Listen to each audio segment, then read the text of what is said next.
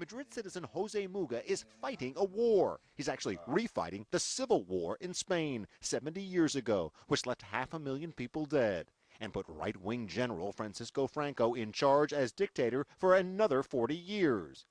Muga's two grandfathers, left-wing opponents of Franco, were shot by his forces. Many of those killed were then dumped in mass graves, buried with their history.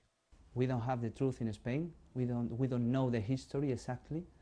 Now Spain is doing something about it. Its lower house of parliament passed a law of historical memory, which for the first time formally denounces the Franco regime, pays tribute mostly to the leftist victims of the Civil War, and gets rid of Franco symbols in the country. The law is backed by Socialist Prime Minister Jose Zapatero.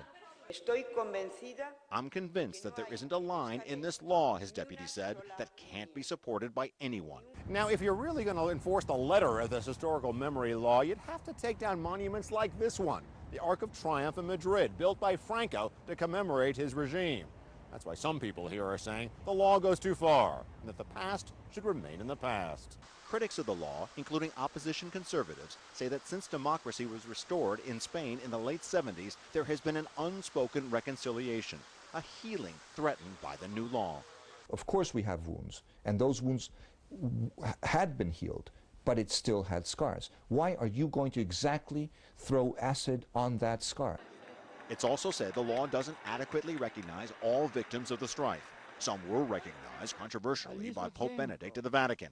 500 priests and nuns killed by anti-Franco forces put on the path to sainthood.